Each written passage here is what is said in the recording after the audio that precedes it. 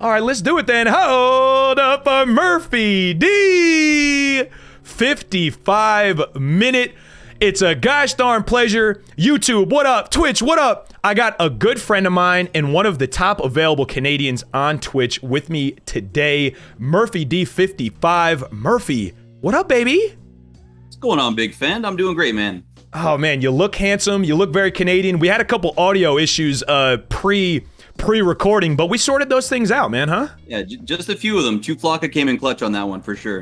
Are we boomers, Murphy D? I'm 31. Are you close to my age? Remind me. I'm close. I'm a little bit your senior. I'm 33. I just turned 33 in April, so yeah, I'm certainly a boomer. So you need like a Rosetta Stone for Discord or something like that. Yeah. No kidding. The app is making a difference, though. I will say already. I'm feeling more youthful. Okay, so we got Murphy D upgraded from the Discord browser, and now we got him on the app. Audio sounds great. My man looks handsome. Cool logos, well branded. All right, Murph. So I wore purple in celebration of having you on the show today. Okay, because I noticed that a well-documented. Let's go. Auburn, I wish. Albany will take, though, in the meantime, in between times, okay? Yee! So, Murph, why the Vikings? You're up there in Canada, okay, north of the border. Why the Vikings? You're a big Vikings fan. What's good? Yeah, huge Vikings fan. So, like, yeah, that's the beauty of being in Canada is that you kind of don't get tied down to the geographic, having to root for a team in your area. I mean, most Canadians in Toronto would be Buffalo Bills fans for the most part, although Adam and Luch are both Cowboys fans. It kind of started because I grew up a huge hockey fan. I played hockey till I was 12 years old, as every Canadian does. And I was all about the Toronto Maple Leafs, all about the NHL. Like, I had hockey cards. I would watch every single game with my dad. And then right around the time that I was 12 was probably when Vince Carter came to Toronto, and I got big into basketball. And that kind of was my gateway to leave hockey behind. I haven't watched a hockey game since I was 12. There might have been an NHL lockout that year too. So that year I got big into basketball, big into football, and back then was when Dante Culpepper and Randy Moss were kind of doing their thing. Very interesting. Yeah. So it's kind of just, having a liking for those players, and then I just kind of bit and played with them a lot in Madden, back in Madden 2004 and whatnot. When I first started getting into Madden, and then I've been a Vikings fan ever since. It's a kind of a similar story. My younger brother, I think he moved on to the Giants, but in my hometown, the program that we played for, and then our mascot at the high school were the Vikings. So as we're starting to first get into football, really right around the time that it sounds like you were getting involved with football, same thing. My younger brother, if we're the Vikings, he's going to root for the Vikings. It was Dante Culpepper and Randy Moss, and it was a really exciting team. So he loved it in the same way. So are these some of your favorite then all-time football players? Randy Moss, Culpepper in there? Oh yeah, absolutely. Like I think Randy Moss is probably the most dominant receiver of all time. I know Jerry Rice would probably be on a lot of people's hierarchy of the number one, just numbers alone. But I think Randy was so special, even coming in as a rookie and dominating the league the way he did. Culpepper had a very short prime. He had a couple seasons where he was in the MVP conversation and kind of fell off the face of the earth after that. And then, kind of became a journeyman. But I just love the whole get your roll on. I loved going into Lambeau and having Randy Moss moon the crowd there. Sorry, Packers fans. Just the swagger. And then we had the party boat Vikings too, where they had all those, lawsuits against them and stuff and blacking out. Yeah, Giants leaned party boat fairly recently too, and it hasn't been great since those wide receivers went boating there. So it seems like you're kind of a journeyman sportsman yourself. I mean, I have to warn you, Murphy D, that there might be other Canadians in the channel, so I don't know how much of a fuss I would make about the whole moving on from hockey thing. But from what you're telling me, you've played a couple of these sports now. Did you get to play football, in high school or later? Yeah, so I did. We don't really have a Pop Warner football scene in Canada, the same way that you guys do down in the States, where kids are playing from a young age. So really, high school is the first time that anybody gets to experience it for the most part. Grade 9, I went into, we call it grade 9, by the way. That's a Canadian thing. We don't call it 9th grade. In grade 9, we got to talk about the university. And do you guys do for freshman, sophomore, junior, senior? That holds? We don't. You don't? We don't call it that at all. It's like first year, second year, third year, fourth year. Yeah, you guys are clueless. Okay, so in 9, in what now? How do I call it now? In 9 year? In grade 9. Grade 9. This isn't Harry Potter here. Yeah. Okay. In grade 9.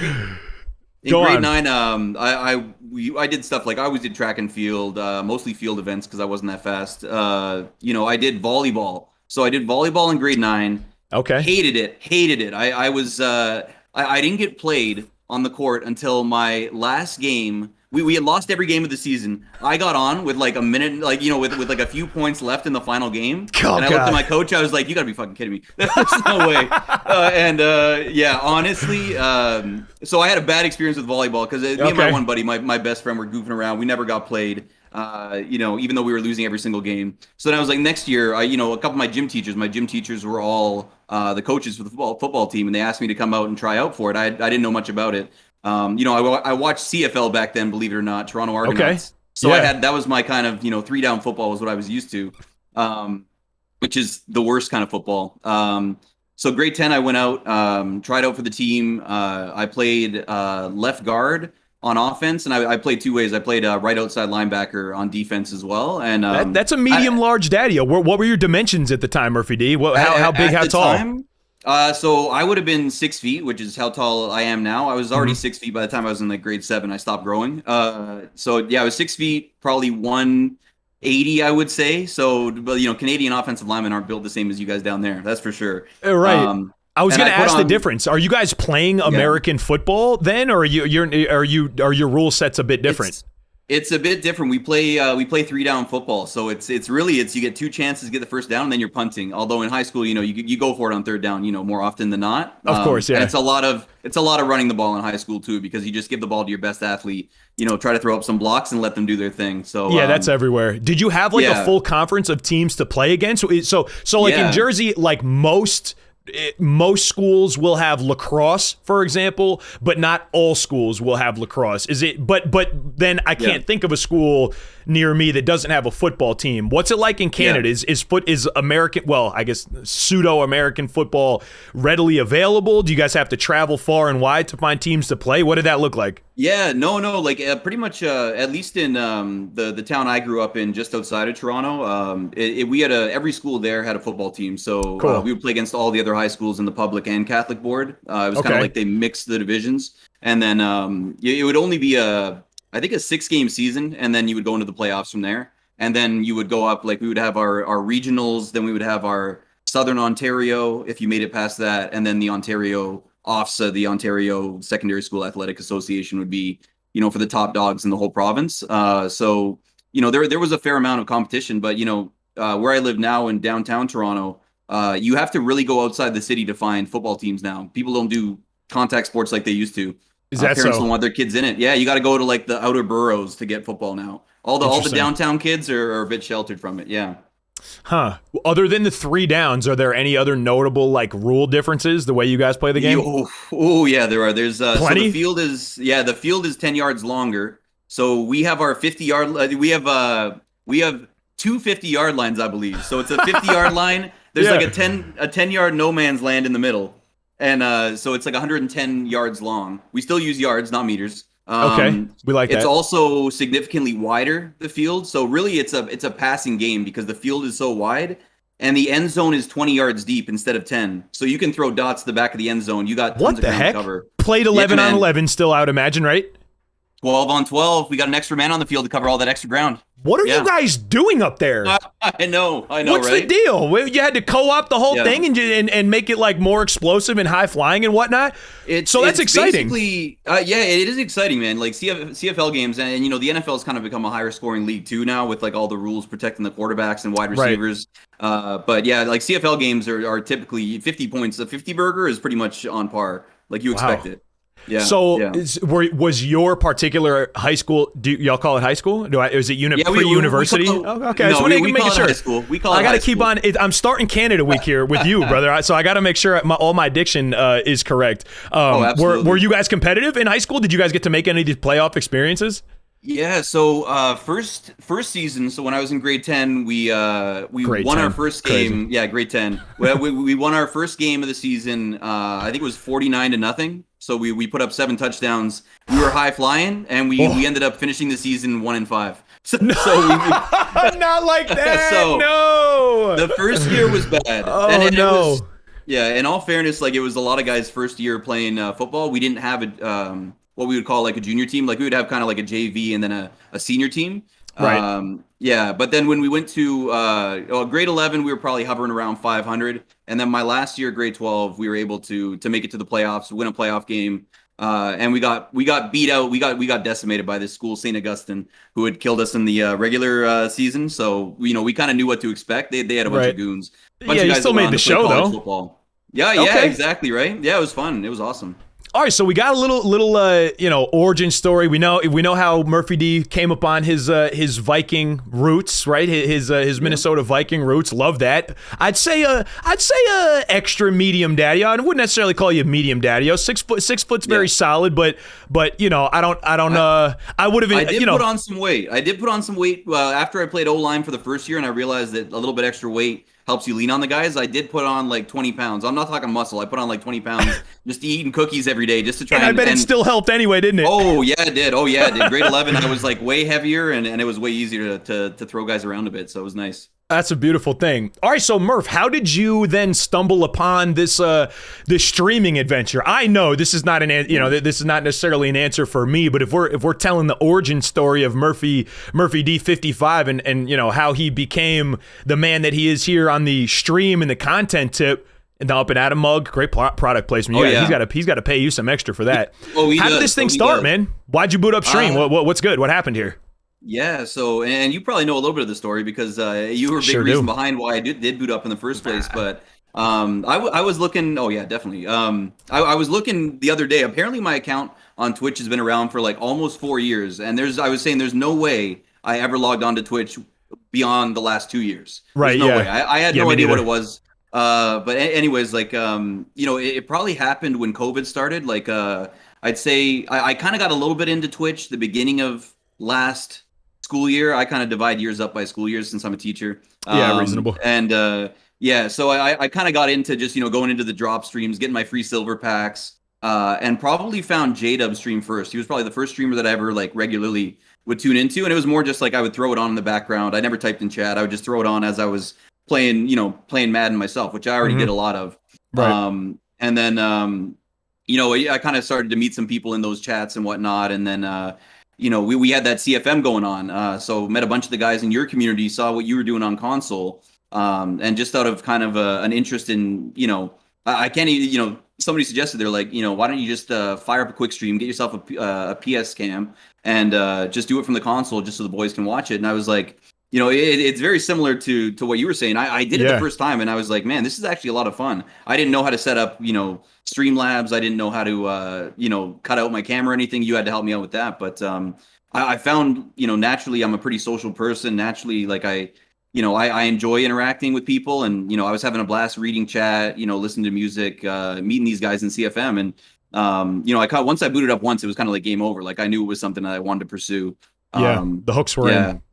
Oh yeah, and it kind of quickly ballooned into winning a Yeti microphone in CJ Sauce's stream, and on the same day, I think that was my anniversary last year, so July 11th of last year, and my wife surprised me with a refurbished PC that she had got for me. She had done a little bit of research on what I needed to stream, and so I went from having just my console and my PlayStation camera to having a PC, a microphone, and the rest is kind of history. I'm always trying to improve, but of course. Yeah. So so that's a beautiful thing, though, that it sounds like the missus is behind you. I guess you probably couldn't organize such a thorough man cave up here, without the permission of the lady of the house, I suppose, right? Oh, 100%. She never, she comes up here occasionally to drop me off smoothies when I'm on stream and stuff. But nice. I'm lucky. I'm lucky that she allowed me to have this space, so I'm pretty, this is all my stuff up here, and I got a lot of stuff. I'm a big time collector. I got a ton of books over here, a ton of stuff that wouldn't fit anywhere else in the house. So I'm seeing the setup, man. All right, and okay, this is another question I know the answer to, but for the sake of the congregation, I'm seeing to my left, I suppose that's your right, a beautiful wall of these soundproofing panels. Yes, sir. Was this a battle? Did this turn into a battle for you to get set up, bro? This literally caused me so much stress over a period of a month. This was a Christmas gift for me. So my wife, again, like she knows now, every gift season, every anniversary, birthday, Christmas means more stuff for my stream. That's become an understanding. So she bought me I think like 95 soundproofing panels in black and purple, which goes nicely with the Viking setup. Yeah, it's beautiful. And and so I went in. First thing I tried was these 3M double-sided tape things, sticking them on there. Absolutely did not work. Like they went up there. I probably got 20 panels up, like up to about here, and within 30 minutes they were with the humidity in the upstairs because it gets hot up here. I'm in the attic. It's just raining sound panels on you. Oh my god, yeah! Like I was literally streaming live, and there were panels dropping down, and then then I go ahead. I'm like, okay, these 3M tape things didn't work, so I start pulling them off, it's taking all my drywall off the walls. Oh, nice. Off. That's good. Then I went out and went on Amazon again. Shout out to Amazon Prime. Went out there and bought some Velcro strips. And same thing, did not have any stick whatsoever. So eventually, we kind of solved it by getting out a staple gun. And I said, you know what, if we ever move from this house, I'm just going to put in new drywall. I don't even care. I just stapled these bad boys up. I'll bet you they're staying up there though, huh? Oh yeah, they definitely are. They absolutely are. I had to do something. Yeah. I had like kind of a similar progression with mine. Just since I'm talking into a corner to kind of limit like some of the reverb. Same thing. Like those 3M strips that seem like they're literally meant for exactly this type of thing. Like just hanging like a light.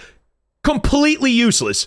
Completely and totally useless. So I had to go back to Amazon and hop onto Prime. You do some Prime shopping and you're good like the next day. So it wasn't that serious. But it was like double-sided tape, but like mega. You know what I mean? Like it was like, probably a couple millimeters in thickness and width. And it was only like a 10-foot roll that probably cost me like $8 or something. So I was like, this stuff better be good.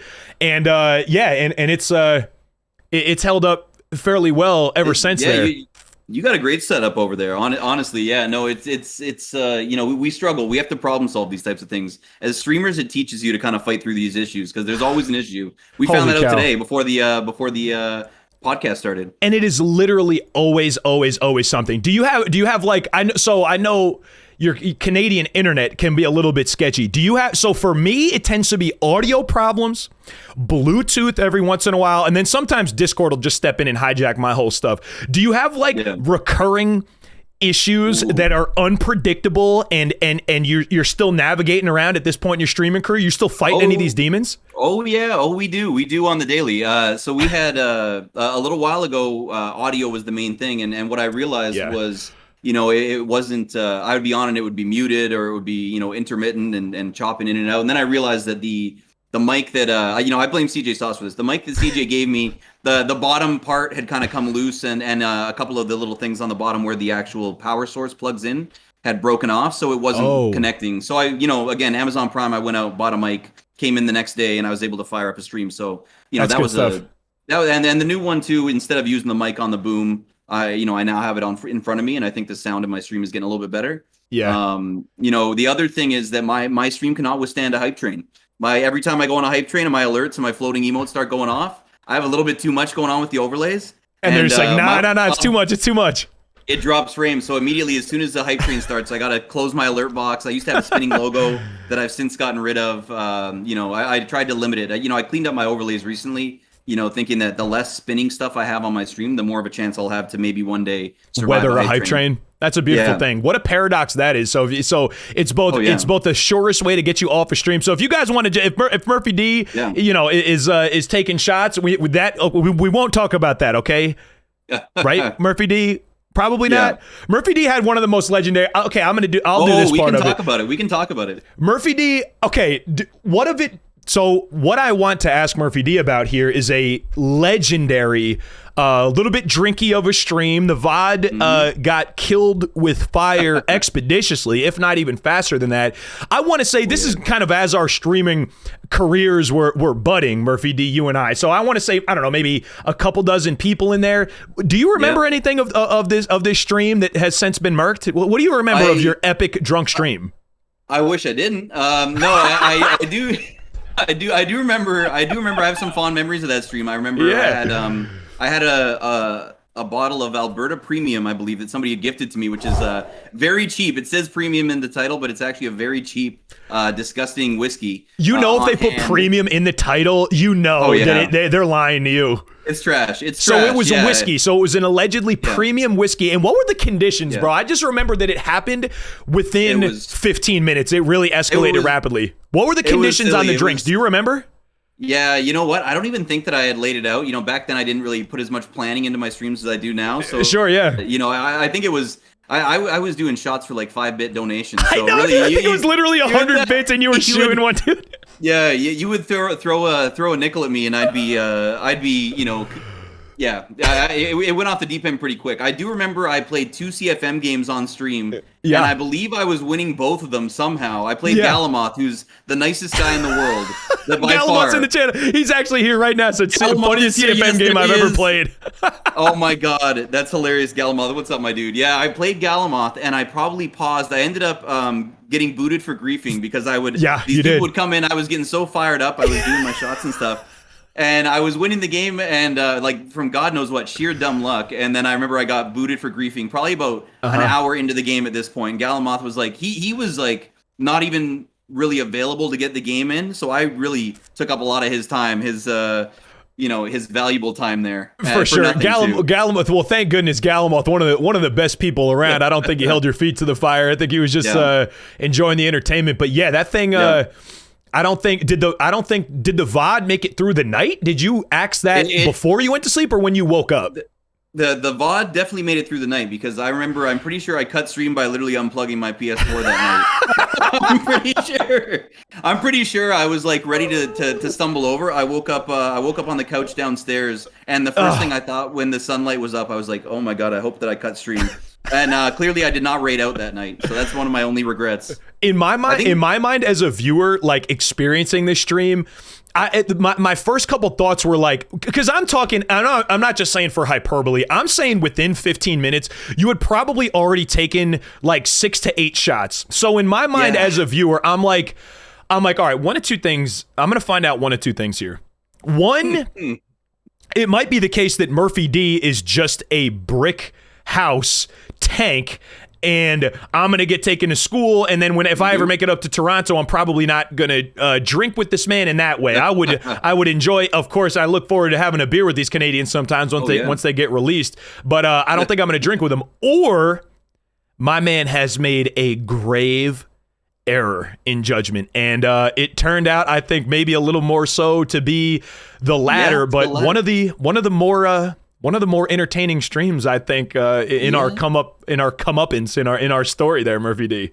Yeah, that kind of went into Twitch folklore, at least from our little community. I think that's where the Quad God name was born, and I do remember, so okay, another side note before we move on.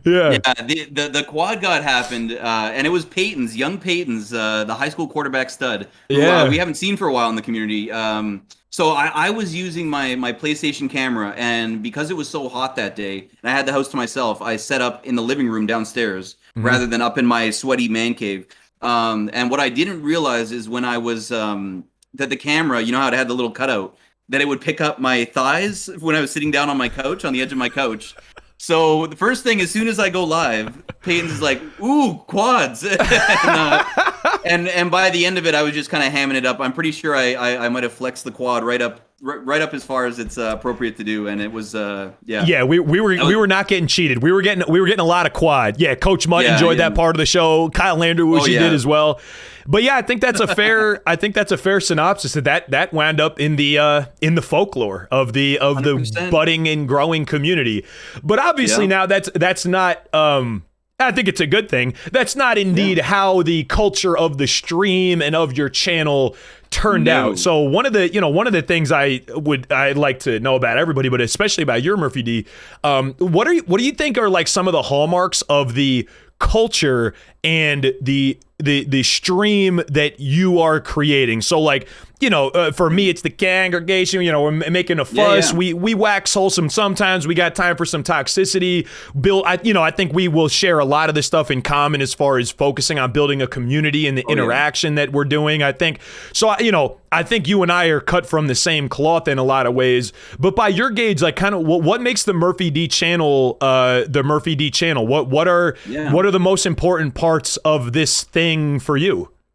Well, I'll tell you what, it's not gameplay. That's for sure. Oh God, Will, me and you both there, brother. Heck yeah. Yeah. Oh, get out of here, Fend. Top 100 Fend over here talking about not being good at Madden. Get out of here. But yeah, like gameplay is, that's kind of maybe fourth or fifth on the list of things in my stream. The first thing is, kind of having a welcoming environment, we've been lucky enough now, like we just hit 2K followers a couple weeks back. And I feel like, we're still rolling with a lot of the same guys from the beginning, but then, every couple months you get a couple new regulars who kind of roll in and become part of that foundation of the community. So, gameplay we do because, we need to have a category to put ourselves into.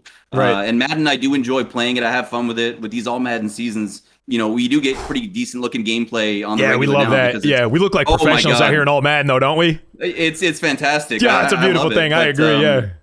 I'm not one of those people who gets super, amped up or I never take a loss too seriously. I'll ham it up for the cameras occasionally. I'll talk it up if I'm getting cheated, but I never take a loss with me, at least not a loss on stream. And it doesn't, keep me up at night, so we have fun with it and, can poke fun at some of our weaknesses. People know I run about 3 plays and I'm still running Go Geezy's September ebook into June right now. Yeah.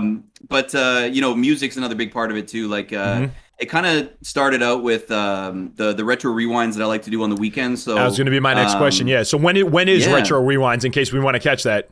Yeah, absolutely. So my schedule, I normally stream at 7 p.m. I've been doing 6 and 7 p.m. a lot, but my schedule with the end of the school year, like being really busy and having a lot of work to catch up on. Sure. I've been doing a few more late night streams just to kind of get my feet wet there. But normally 6 or 7 p.m. And on Saturdays, I'll do a totally 90s playlist, which is, it started out as kind of a lot of alternative music, just, one hit wonders, pop music from the 90s. Right, and it's kind of, now I also have like a 90s hip hop playlist that I'll run too, like if I'm feeling more hip hop. Nice. And then Sundays we do the totally 80s stream, which is, a lot of hair bands, a lot of, Motley Crue type stuff. And it's a lot of fun. That's kind of my, the 80s vibe is kind of why I initially envisioned. And I always enjoy retro Yimmy streams because I feel like they have a great kind of retro vibe as well. So without trying to take away from what he does there, the story behind Retro Rewind is kind of related to my college experience. So I worked. I was a bouncer, believe it or not, at the campus nightclub. I could believe it. Oh yeah, I believe that. Oh yeah, I used to be. I used to have muscles, guys. Believe it or not. I know, me too.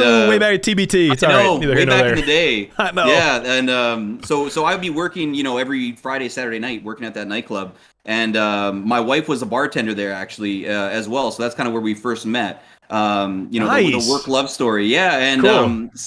So Sunday nights at my favorite bar, this place Phil's, this dirty dive bar in Kitchener-Waterloo, which is just outside Toronto, where I went to school. They had $2.25 drinks, which in Canadian money is super cheap. And it was filthy and stinky in there. And Sunday nights they would do an industry night. So if you brought your pay stub from working at a bar, you'd get free cover. Cover was only $5, but you get free cover. Still, yeah. And that's kind of where, we would go listen to a whole bunch of retro music every Sunday night. Me and my roommates and then everybody else from the bar would head down there. And, that's also where I first kind of connected with my wife. So it's like, to kind of honor that. That's why I did the Retro Rewind. And then Techno Tuesdays become a new phenomenon, which we kind of just evolved into in the last couple months. Oh, that's dope, man. So it's kind of like, that even just retro night is kind of part of your history there as well.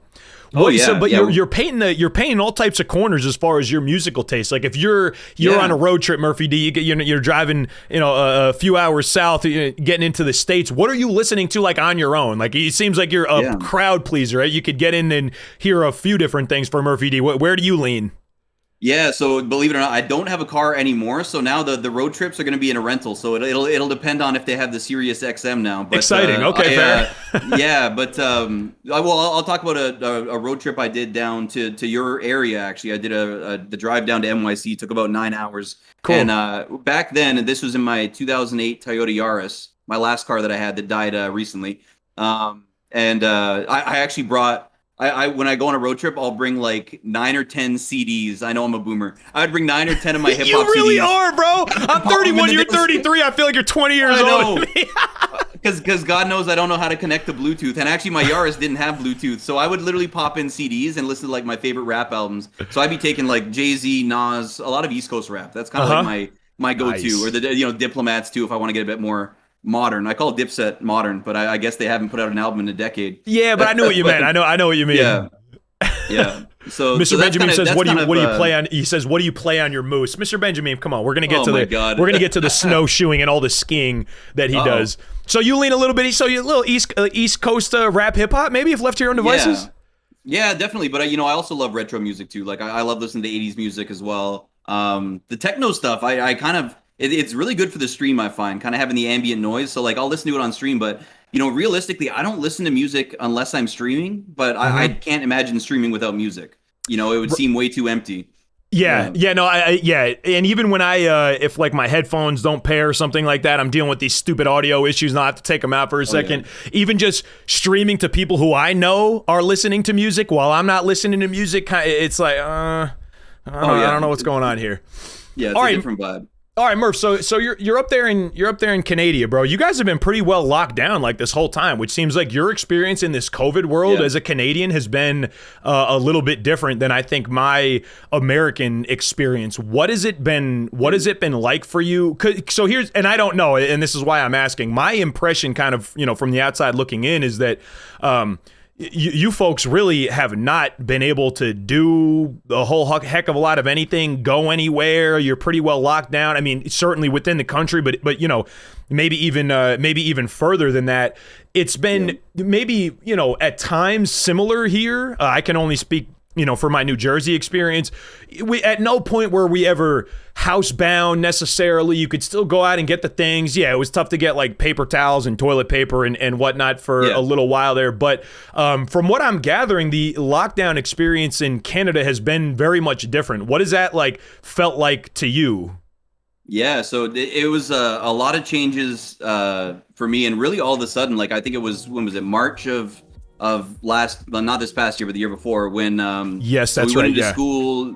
So we went into school. I'm a teacher, as I said earlier, and we went in on a Thursday, and we were waiting on news from the government about what the plan was, and they said lockdown is going to be instituted as of Friday or whatever at this time, and then for a period of several months. So first of all, my job, where a lot of my social interactions happen, a lot of seeing other people is at my job every day, right? It's a very social job, became completely online. So and last year wasn't even Zoom calls. Last year was just, instead of interacting with my kindergarten class that I'm teaching, I was posting a YouTube video with the day's instructions and then just getting back and forth with parents and messages. So It was very much like I was kind of sucked out of that world of teaching. Totally impersonal. Yeah. Oh yeah, it was weird. And I would still we arranged some Zoom meet, back then it was the privacy issues, our board didn't know if are we allowed to do Zoom calls with kids? Are there issues with security? It was such a new thing back then. Right. So that's kind of why we didn't do it. And meanwhile, stores hours started getting cut.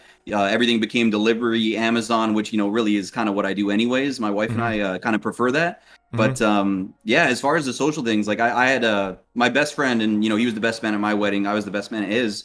We went to visit him. He had his first child a couple weeks before COVID started. We went to visit them, and then I feel like I was kind of robbed of the ability to see that kid grow up. Yeah, for real. And since then they've moved out of the city too. A lot's changed in the last couple of years. So my sister, who was living downtown as well, she moved out of the city. So and I feel like a lot of people have been forced to kind of become hermits, because we were in Canada, I think we had the longest lockdown in the world because we kept on doing it half-assed. We would lock down for a month, and then there'd be pressure from the business owners to reopen. Sure, so yeah. we would just, every time we came out of lockdown, the numbers in Toronto went through the roof. So go back and forth, and then finally wound up on like the hard lockdown. It seems like, right? And then finally now, exactly, the hard lockdown for sure. And we just came out of that beginning of June, or like actually middle of June. Like we've been out of lockdown for 2 weeks now. We still have a lot of restrictions. No indoor dining or anything like that. But even still, we just recently, so we had, I guess we opened up for in New Jersey again, and in the States, it is indeed different state by state. We're like on all different types of timelines. The United States of America, man, state power and all that stuff. It's all good. But we had been like, I think 50% for a couple weeks, maybe even a couple months by now. But we have finally just reopened to kind of full capacity. Everything, you don't need to wear wet masks anymore, and it's it seems like it's been a relief. So you mentioned that you were are you still doing what you were doing to start COVID? You mentioned that you were a kindergarten teacher and you kind of had to switch up your methods. Is that the daytime job, and you're moonlighting now as a content creator, streamer, YouTuber?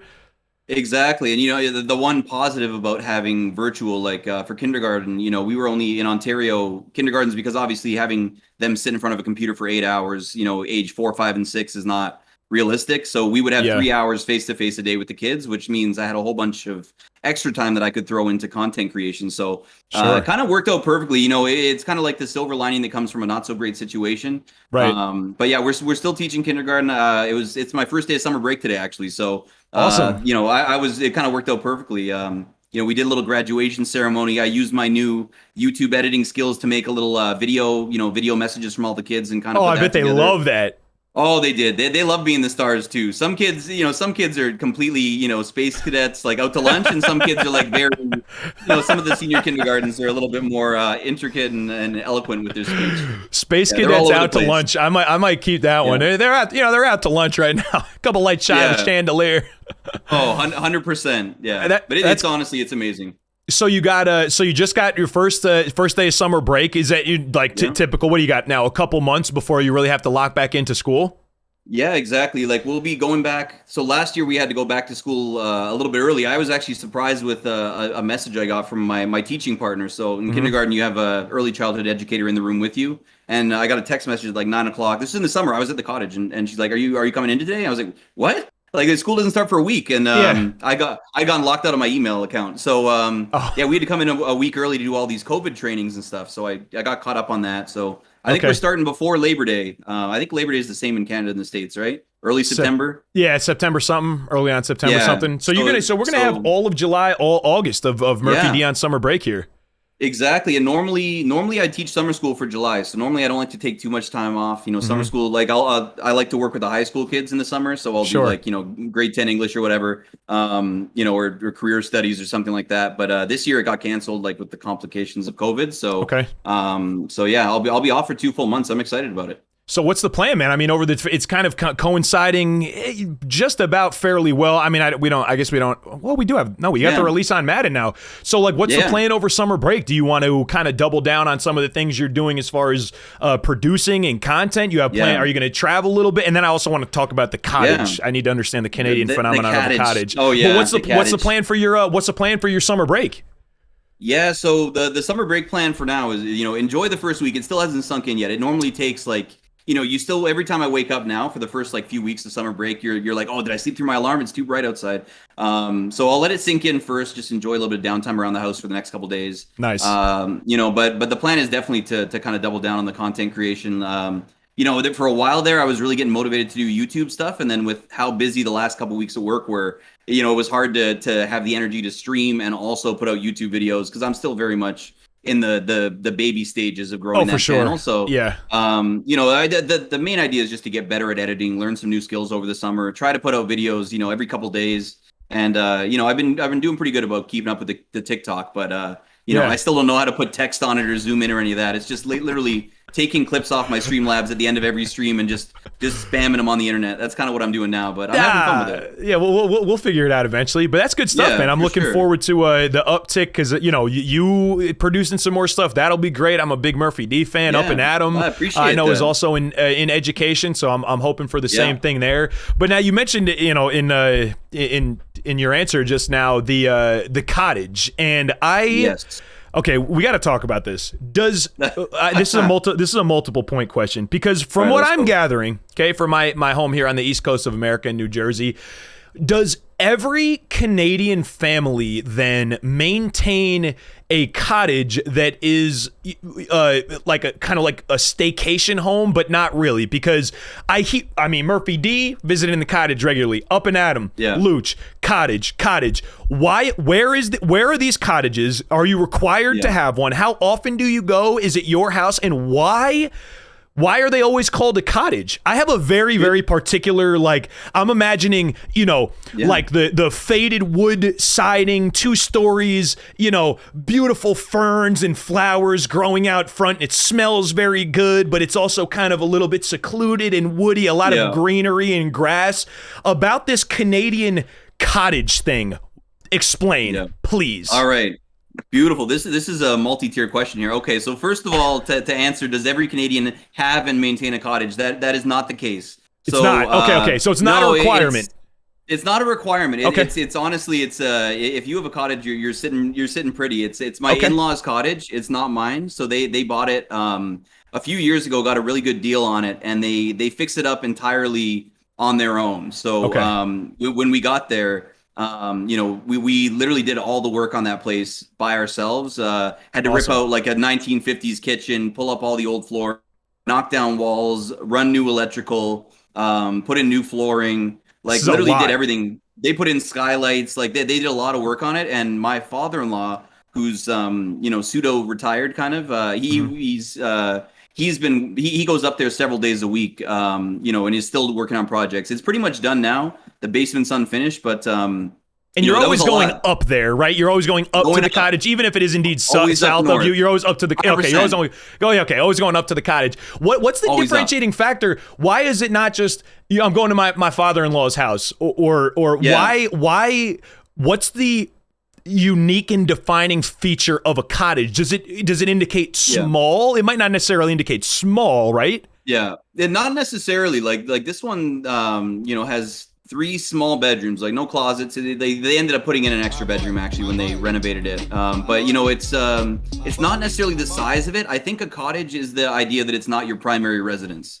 Okay. So there are people on their little crescent there who they do live there, permanently. Like it's a lot of retirees. Because, really, if you live out in the cottage country, there's nowhere to go, right? There's like a local store that's like a 20-minute drive if you want to get groceries at a marked up price. Nothing's near there, right? So it's, I think cottage as opposed to like home just means it's not your primary residence. Although, my father-in-law has kind of made it his primary residence just because he loves it up there so much. Kind of like intended to be like a vacation home type of deal, maybe, exactly. Right? Okay. It's like how you'd have your house out in the Hamptons, Fendler, Right. Yeah. Kind of the equivalent. Kev says a cabin for us. Yeah, cabin's okay, but that indicates the woods, lake house. Yeah. But I guess we have more. I guess we will generally like explain more. You know what I mean? Like I don't know, if you got a house in the mountains, like you might call it a lodge potentially. I feel like it has to be a big place. We would call it a chalet, Fendler, in Canada. It's French. A chalet if it's in the mountains. Yeah, that's what we call them for real. My goodness gracious. Okay, in up there in Canada, you guys have some breakfast delicacies. Well, some parts of it that are breakfast delicacies, and some parts that are indeed not. Am I remembering this correctly? I could be literally fabricating this top to bottom completely. So correct me if I'm wrong. Do you mess with maple syrup? Are you a maple syrup guy? You know what? And this has lost me a lot of Canadian followers on my channel. I remember this correctly then, didn't I? Yeah, I did. I am not a maple syrup guy. I like your typical table syrup, the cheap stuff that you buy at the grocery store. Little Aunt Jemima guy, little extra, little synthetic type syrup guy. Yeah, I'm all about that. It's I like how Aunt Jemima. It tastes like it also already has butter in it. You know what I mean? So you don't even necessarily need both the butter and the syrup. You could skip to the point, man. Get all that synthetic sweeteners on my stuff, and I'm loving that. Okay. Yeah, it's kind of like the maple syrup's too rich for me. It's like a very much acquired taste. It's kind of like a bougie syrup. It's not for me, Okay, so it's a little too intense. You drink? Are you a coffee guy? You drink like coffee? I'm a big time coffee guy. Yeah. Okay, so you got it. So you got an advanced palate, but the syrup is just maybe a little too much sometimes, huh?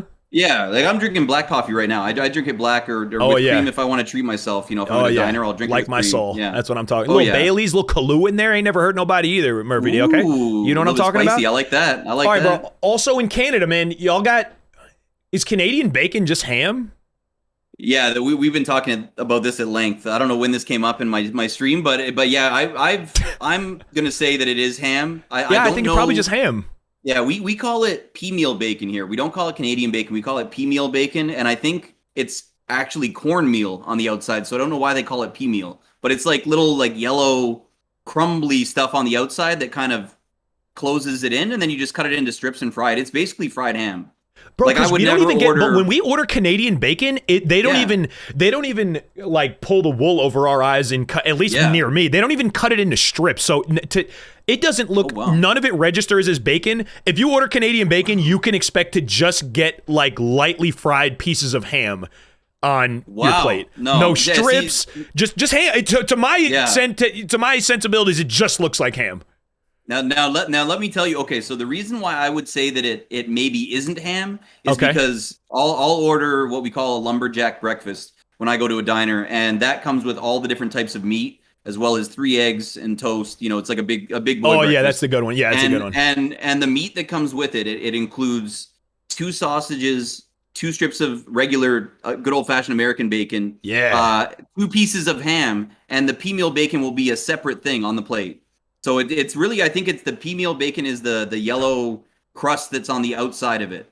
So Canadian bacon, I think you guys are getting swindled down there. I think we're getting swindled. Yeah. Americans in the chat, bro. I don't even think I've ever seen this pea meal exterior on a piece of alleged Canadian bacon. Not that I'm trying to, that I'm looking to seek out Canadian bacon all that much. Sounds like just like a full English. Nog's got different sensibilities too.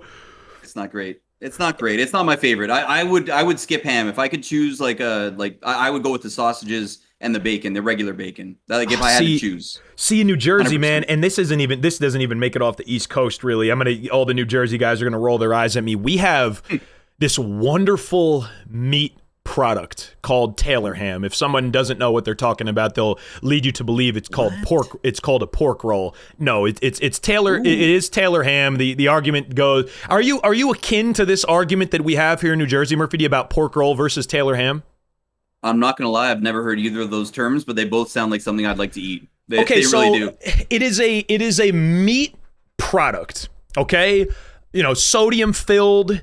Sharp and just fucking very breakfasty. It's like kind of like a similar taste experience to bacon, maybe, except maybe a little. They lean a little more ham. Okay, so you know how like you could call a Band-Aid a Band-Aid, right? Despite Band-Aid indeed being a brand name, right? We know this, right? It's just a Band-Aid. Yeah, you could call it a bandage, but then you sound weird because like if you ask for a bandage, like you're expecting to maybe get like the roll-up thing. I just want a Band-Aid. You know what I'm saying? Yeah, this isn't World War I in the trenches here. We don't need bandages. Yeah, exactly. So a similar phenomenon happened with Taylor ham. Taylor ham is a brand of a product that, just like Band-Aid, is a Band-Aid, but it's a bandage. You know what I mean? Taylor ham is Taylor ham, but it's pork roll. So particularly in South New Jersey, folks think that this product should be indeed capsulized to be called just pork roll, which is dumb. It's not actually pork roll. It's Taylor ham. And so we exist within these semantic debates here in New Jersey, but I gather, and you are confirming, you've never even heard of Taylor ham nor pork roll? I've never even heard of it. But honestly, if this company has co-opted the entire term, then their marketing department is doing something very right. For real, the chat's rioting. Okay, pork roller riot. OT that gets deleted. Chef J, no, arrows get deleted. Nightbot, you get deleted. No, we're not. No, literally none. I'm doing none of this slander. Kleenex was a brand. Your mind was blown. Same thing, Spartan. Okay. Yeah, exactly. Unbelievable. So we have our New Jersey delicacies. You guys got your Canadian bacon up there. What other Canadian particular fare? This is going to be like old news and like easy like kind of eye roll questions for you. But beautiful. I love it. Share some more of the Canadian delicacies with me. I know you guys got poutine up there. I know that's a little bit. I don't know what a cheese curd is. As much or as little as you would like to share. What are a couple of your favorite Canadian specific delicacies? Okay, let's start out with the poutine because that's by far like one of my favorite foods. It has like all the different food groups in it. It's got French fries on the bottom, covered with cheese curds, which are like this squeaky kind of cheese. If anyone is anyone in the chat from Wisconsin? Wisconsin has more cheese curds than anywhere I've ever met or anywhere I've ever visited. So it's like this squeaky kind of hunks of cheese, kind of very mild in flavor, like not a sharp cheese at all. And then you just smother that with gravy, and it's fantastic. But it's kind of ballooned to where you can add other toppings to it. You can add bacon. You can dress it up like a Tex-Mex kind of feel to it. It's incredible. And it's kind of like the go-to. Yeah, and it's kind of like the go-to like 2-3 a.m. spot now, like the street food when you're doing some bar hopping and whatnot, and everybody goes to get poutine afterwards because it just soaks up all those toxins, it gets you feeling good for sure. Are cheese curds a sauce or are they like individual units? Like, what are we talking here? Oh my God, you guys really don't know. In theory, I know what it looks like, but I don't think I've ever seen it like on my plate. So I need a little further information here. All right. Let me. So they're individual units. So for example, let's say you got a bowl size thing of poutine like this big. You would probably have maybe 20 cheese curds, and they're like nuggets. Imagine cheese nuggets. Oh, okay. So are they melty? Are they getting melty, or are they structurally integrated? They're getting melty. They're getting melty because you throw the nuggets on there, but then when you put the boiling hot gravy on top of it, it melts those cheese curds. So they kind of hang together, but you'll get a line of cheese kind of like a foot long when you're pulling in there with your fork. So it's that sounds lit, and you do eat it with a fork. Incredible. Okay, but even gravy can believe it or not, even gravy can mean a few different things. If you ask an Italian what their favorite gravy is, they're going to tell you something about a tomato sauce. And if you ask me about gravy, I'm going to tell you about Thanksgiving. What kind of we're talking more of like a dark or like a brown gravy on your poutines, right? Okay. Yeah, so I think you can have it with either like I don't know if the gravy's a beef base or a poultry base. I think I've had both, but I think normally they use a beef based gravy, so it's pretty rich. It's delicious. That's pretty wild. You guys got any more food delicacies up there that I don't know about? The chat's flaming me for not. I know what curds look like, but I didn't know if they melted that way, like secondary, or whether you're like kind of like scooping them out of like a brine, like a matzah ball, like a mutz ball or something like that. I needed further details, nerds. Yeah, well, I'll send you some pics. I'll send you some pics in this Discord after we're done. But Young Vo's from Wisconsin. He knows all about. I think he is. He knows all about the cheese boys up there. What else you guys got? So you got poutine and the cheese curdingtons with beef gravy. I don't know what you guys messed up American football. I got no clue. What else do you got? Yeah, so speaking of cottages earlier, we have something called, we can call it cottage pie, or you can call it shepherd's pie. Do you guys have that down there? Shepherd's pie sounds familiar, yes. But go on, I'm listening, yes. Cottage pie, apparently cottage pie is like the Canadian version of shepherd's pie, so it's like ground beef, and I think the Canadian version has corn in it, whereas shepherd's pie has peas. So it's like ground beef and peas with potatoes covering the top. It's a British dish. Nogs would know what I'm talking about. Nogs definitely knows what you're talking about. I enjoy a little... I'm down with like meat pastries. You know what I'm saying? No pause. I said what I said. I'm down with meat pastries, like a little chicken pot pie. Oh yeah, it's basically a chicken pot pie, except instead of the puff pastry on top, it's potatoes on top, like mashed potatoes just smeared down to make a crust. So you actually had that for dinner last night. That's nice. My mom came up and delivered a frozen cottage pie for us, which was delicious. All right, last note on food. Yeah. What are you're ordering takeout tonight? Mrs. Murphy D says, Murph, whatever the heck you want to eat, man. What's a top available takeout order? Oh, you guys are gonna hate this. So first of all, okay, I ordered like during COVID. Like I've been relying so heavily on takeout food. So I've had everything. The entire gamut. Uber Eats killing is like DoorDash, man. I gotta be a stock owner in DoorDash by now. It's crazy. Oh, 100%. But our go-to, believe it or not, is McDonald's. I know it's nothing special, but it just hits the spot and it's cheap. It's affordable. I haven't had McDonald's in many a moon, but I am also not. I'm not one of the McDonald's. This shit is pretty good. I mean, let's keep it totally real, okay? It's already digested, so you don't even need to chew it. It's fantastic. Yeah, I'll get my two McDoubles, my junior chicken, large fries, large Diet Coke, and a McFlurry. If I'm really feeling spicy, I'll get the McFlurry. Well, at too. least the Diet Coke is an important part of that. You know what I mean? Yeah, let me get the biggie size. Yeah. Let me get the biggie size on the fries. Let me get the triple patty. Yeah, I'm a man of the same taste, but I'm down to save a little bit of sugar. 100%. Yeah, that's the go-to though for sure. So we're coming up on, what is it? I think Mortality put the countdown out, 42 days or something like this until new Madden season. What was your experience like? You're playing the game this year for 21. Are you hoping any? My answer to when I was asked this question was like, I'm hoping that not that much changes between 21 and 22. The way you're seeing it, are you looking at any really glaring things that in your game? For me, it's a delay fade and PA boot over, man. Kill him with fire. Are you looking forward to any big changes? Are you excited about the momentum? What are your feelings about kind of coming up on Madden 22 season here? Yeah, so it's I'm definitely excited for it. I'm definitely ready for it. I'm still enjoying the dog days of Madden right now. I'm having more fun with it now than I was, even around Christmas time streaming for some reason, because it's less sweaty. Sure. But the interesting thing is that your experience with the game is totally different than mine, because you've been playing next gen, whereas I've been playing current gen the whole time. For sure, and I still don't have my hands on a PS5 yet, which are incredibly hard to get your hands on in Canada still. So I'm hoping to get next gen by the time the new game drops.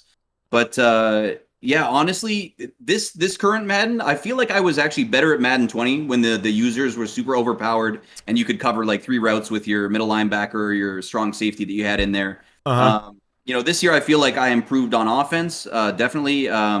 But for next year, I really want to kind of, develop a scheme and more of an understanding, so I can almost kind of come up with my own scheme. I can't just be relying on Go Geezy to hand me the cheese plays every year. Although I will be hitting them up. Go Geezy, the Go Geezy ebook will definitely be good for a couple one-play touchdowns. I know that much. God, I 100%. Hate freaking playing that kid, man.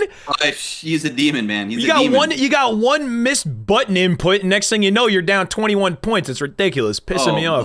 100%. And I mean, I'm kind of interested to see what it means for the auction house too, with the changes that are coming to the game, and in that, in that regard, because what are you making of that so far? What's your best guess on how that manifests so far?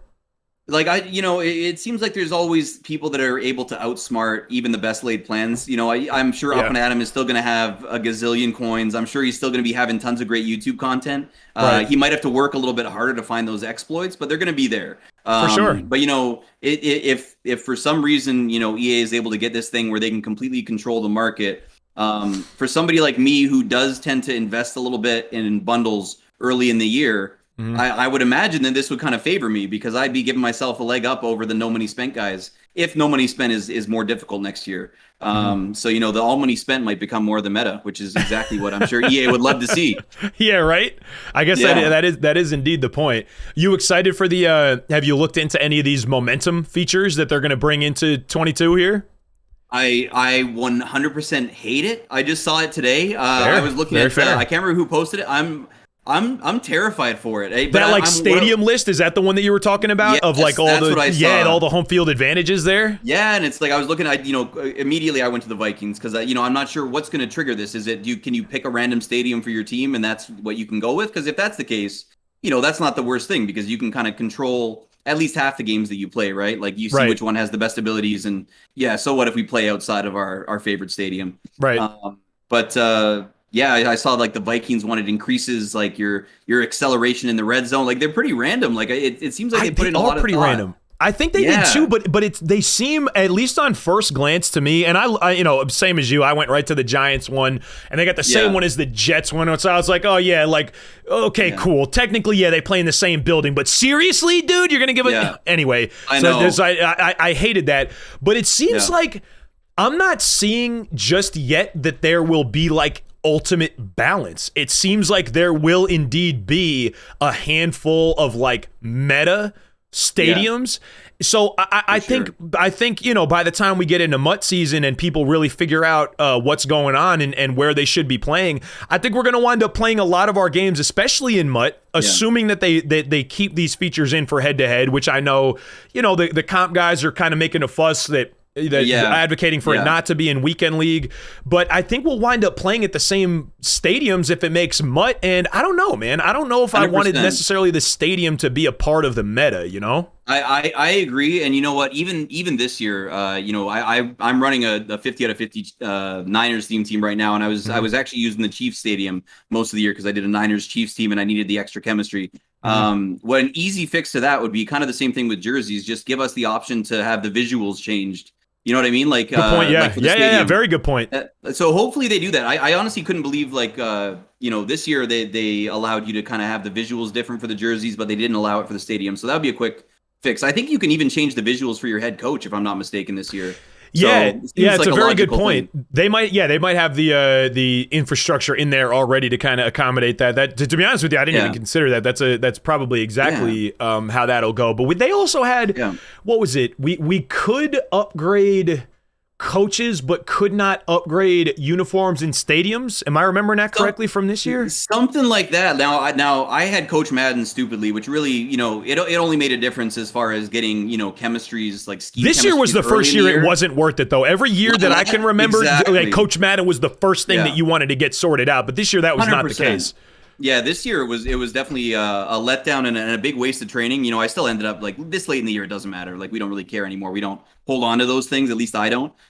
All the wasted training. But I do remember trying to upgrade my jerseys. But I wonder if maybe if you had used like all of one team, like say if you had the Kansas City Chiefs head coach Andy Reid, then could you upgrade the jerseys or no? That's what I was wondering. Maybe that's a good question. Because I had Coach Madden, I couldn't do it. I think from what I gathered, that was just like a feature that they never finished installing into the game. Like they left it there as like kind of like a placeholder. Like we'll get back to this and put it in at a later date. And they just didn't really. So, but you're gonna you're gonna invest in a couple bundles up front then in Madden 22 season. Is that going to be the plan here? Yeah, that's kind of what I did last year too. I kind of did started off every. You have when you get the early access, you only get I don't know how many hours, 10 hours or something. Right. So I something like that. So I did it over 5 streams. So I probably did 5 bundles beginning of the year, which was an investment. I did have a good squad for like the first few months of the game, and you had the God Squad for sure. I did, and the thing about me is I need the God Squad. I need to have players with like the best speed in the game because my gameplay has not really taken a huge leap forward this year the way I would have liked it to. Sure. So hopefully next year, I'm definitely going to go more scheme over team and try to actually spend some time in the lab. But I can tell you 100% I didn't spend a single minute labbing this year, and I've had a lot of fun with Madden. So can't really complain. Yeah, me too. Same thing. I mean, like you said, it was a little different experience because I've been on next gen the whole time. But I think I'll probably so this year top to bottom for me, we spent $270. Most of them were on like bundles for like a Madden Live host or like we did like a Halloween bundle, something like that. But I think. I mean, especially early in like the game cycle in the game year, I think you benefit the most from spending a couple $100. I think you could. So, for example, I think you could spend a couple $100 within the first month of the game and really get away with then not spending money at all after that. So I think I'll probably lean to put a couple bucks in, especially you and I, if we're going to be creating content and being on stream. Like you can kind of justify spending a couple bucks, and not to judge anybody that spends their disposable on MUT, you know what I mean? Whatever the heck you want to do with your own money. But I think that'll probably be the plan for me too. Like, spend a little bit early on in the year, get that early advantage where it's like the most pronounced. See if you could get the God Squad that you just fucking. I'm trying to lean against F's on the Murphy D stream. I'm gonna not do that in Up and Adams either. Because like early on because then you could just pick a play and drop your remote, and if your team is good enough, then it's GG's anyway, and you don't need to worry about anything. Exactly. That's kind of the plan, and I think if I can get all my money spent in the first week, and then then we'll just try to save up for Madden 23 at that point. Yeah. Right. That's true indeed. So I know, so everyone, obviously we're as Madden guys, as, Madden as our home base, we're very excited. We still got some time between then and now. Do you have, now, excuse me if I'm mistaken here, but I'm searching my memory bank through Murphy D streams. Have you gotten into games other than, like, do you want to do things other than Madden? Do you want to really capitalize and hone in on Madden? Do you have a couple other stops that you would like to make or things that you would like to do? What's kind of the plan for going forward outside of Madden 22? Yeah, so I've kind of made a conscious decision, just because my comfort level with Madden is so much greater than with any other game, that definitely for the next 2 months I'm going to be going hard with the Madden content. Nice. I have kind of dabbled. The only other game I've dabbled in, I played Fall Guys for 15 minutes and I cut stream. I could not do that. I tried that last year. I could not do that. And my it's like computer cute and like, I don't know, fun. Yeah, I know what you mean though. I just couldn't make it out of the first round, so I was like, garbage. But my computer set up the way it is now, I can't do first-person shooters. Like, I'd love to do Warzone at some point. Sure. Just for fun, more or less as part of a longer stream, like kind of what you were doing with your subathon. Because Madden for 24 hours straight would not be palatable. Wait, hold on 1 second, Murphy D. I look at now my audio being bad. Hold on, I just lost you in my earphones. I think the stream can still hear you. But hold on, I'm gonna need you to rerun like the last like 20 seconds in a second here. Hold on. Look at this. Hold on. Now we got to go back to Discord, recapture our audio sources over here. Discord's not every once in a while. It's just okay. Wait. Okay, now I can hear you again. Hold on, and now I got to recapture the. Oh my God, look at us. I got to recap. Hold on there, boys. Unbelievable. All right, can you guys still hear Murphy D? Can you guys hear me? You can indeed. Chat. Beautiful. What's up, congregation. Okay, and there's that handsome fella back up there. Sorry, Murphy D. Would you rewind 30 seconds for me? I didn't get to hear the very end of that. Yeah, no worries. I was saying, I wouldn't mind getting into like streaming a little bit of Warzone or something like that. Yeah, just that's for the the last thing I social heard. aspect of it. Yeah, for sure. Yeah. So as part of a longer stream. But I did do a little bit of MLB The Show, but I really enjoy like the team building, the pack opening. But as far as gameplay goes, I'm just I'm more invested in getting better at Madden right now than I am in learning how to be good at another video game. Yeah. I still enjoy it, and I'll play it a little bit off stream. But down the road too, games like GTA, whenever a new Grand Theft Auto comes out, I'd love to go around and drive cars off cliffs and do that kind of thing, or just tool around and play Fallout or something like that. But I want to make sure I kind of establish my channel first before I kind of branch out to the more the different categories that ancillary I've never type stuff. So you want to tend the home garden, but certainly it sounds like aspirations and plans to stay open to expanding from there. It sounds like for sure. 100%, absolutely, yeah. All right, so stream schedule for right now, you said usually 6-7 p.m. You'd been doing some. Do you have a weekly that you're trying to stick to right now? When can we catch Murphy D? You can catch me. So basically, the idea right now is 6 or 7 p.m. Let's say 7 p.m. just for ease's sake. That's Monday through Thursday. Okay. And then Fridays I like to do like a little midnights with Murph, so I'll hop on around 10 and then stream a little bit past midnight. So later on Friday, kind of like dinner time for 6-7 Monday through Thursday. Little later for for the congregation on Friday. And then the Saturday, Sunday, the Retro Rewind streams, I normally run them at 7 p.m. as well. So just to, because I know on Sunday nights, especially, people are getting to bed a little bit earlier, getting ready to get back to work. So for sure. And that's, but, it's kind of been, you got to work around your life schedule too. I love to be as consistent as possible, but, life was throwing me some curveballs. Work was getting super busy. I was taking these naps in the middle of the day that kind of threw off my schedule a bit. So I was like, it's still better to boot up than to not boot up just because I'm a little bit late. So, bro, I get press that go live button. I get hit like a ton of bricks at about 3 to 4 p.m. my time, and sometimes I just can't fight it. Sometimes I just have to nap. Sometimes I'm just old and my body's like, you're going to need to lay down for about 15 to 20. If I don't set the alarm, I could be snoozing it for the rest of the evening. But why is that happening? Does that mean we're getting old, Murphy D? Or it's got to be age. It's got to be age. That's the post work day. I think a lot of guys have, towards the end of the work day or towards, for me, that's when I get off work around 3. So 3 o'clock is like the worst time of day for energy. So I got to either, watch some Netflix or lay down for a little bit and then, kind of regather myself before I hop on stream for sure. Yeah, I tried doing the afternoon stream. It's not in my body chemistry to do it. Yeah, body chemistry is the right way to call it. Mr. Benjamin is requesting. Okay, so with the camera view that we have, maybe just a quick tour through your man cave. What do we got going on here, Murphy D? Yeah. Right, hold on. Let me move the Murphy D signage down just a bit here. Show us what you got going on in there, Murphy D. You got some beautiful ambient lighting. No, knowing how the audio issues went earlier, I want to make sure I don't unplug my camera. You better not, bro. I swear I'll fire you so fast.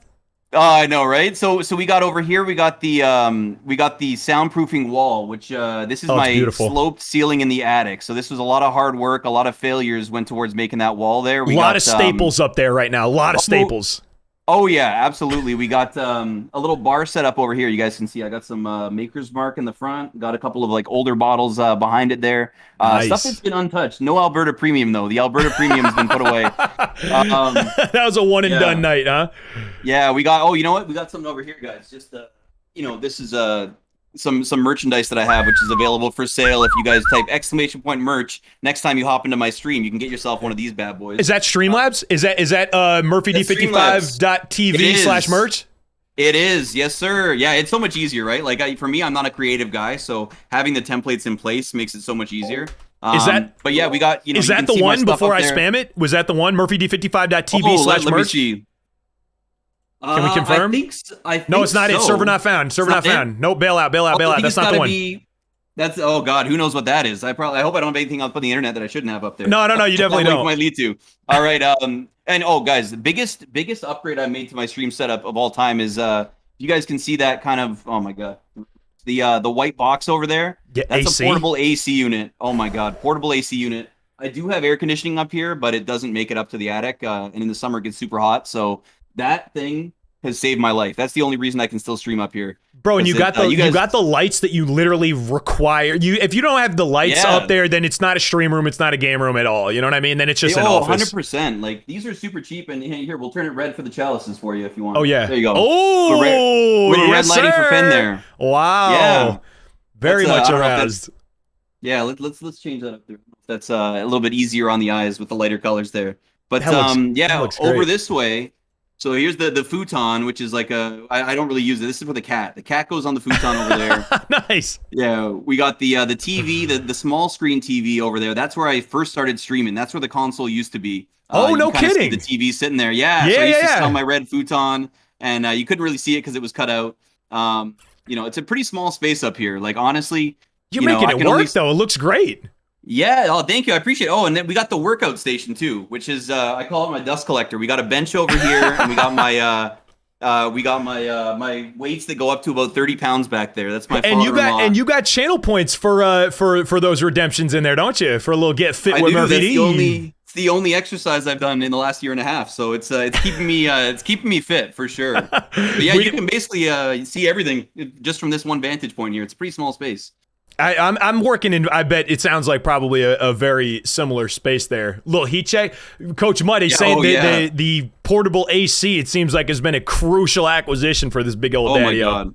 Yeah, it's a rather 100%. large cat bed indeed. But MURPHYDee, Yeah, man, no kidding, right? I've held you hostage here for over an hour, bro. It has been such a pleasure to have you on the stream, man. I'm glad we got to learn a bit about the MURPHYDee origin story, about these crazy Canadian football rules you guys got going on up there.